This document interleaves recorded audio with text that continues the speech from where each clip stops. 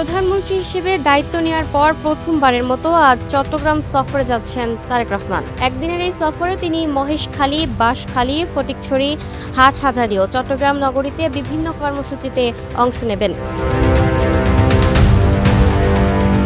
সফরের শুরুতে মহেশখালীতে মাতারবাড়ি গভীর সমুদ্র বন্দর, কয়লাভিত্তিক বিদ্যুৎ কেন্দ্র ও উন্নয়ন প্রকল্প পরিদর্শন করবেন প্রধানমন্ত্রী। পরে বাঁশখালীতে সাম্প্রতিক বন্যায় ক্ষতিগ্রস্ত মানুষের পুনর্বাসন কর্মসূচিতে অংশ নিয়ে ১০০ পরিবারের হাতে নতুন ঘরের চাবি তুলে দেবেন। পাশাপাশি ত্রাণ বিতরণ কার্যক্রমেও অংশ নেবেন তিনি। এরপর ফটিকছড়িতে হেফাজতে ইসলাম বাংলাদেশের আমির আল্লামা শাহ মুহিবুল্লাহ বাবুনগরীর সঙ্গে সৌজন্য সাক্ষাৎ এবং সংগঠনের কেন্দ্রীয় নেতাদের সঙ্গে মতবিনিময় করবেন প্রধানমন্ত্রী। পরে হাটহাজারীতে গিয়ে হেফাজতের প্রতিষ্ঠাতা আমির মরহুম আল্লামা শাহমদ শফির কবর জিয়ারত করবেন এবং বন্যায় ক্ষতিগ্রস্তদের পুনর্বাসন কর্মসূচিতেও অংশ নেবেন।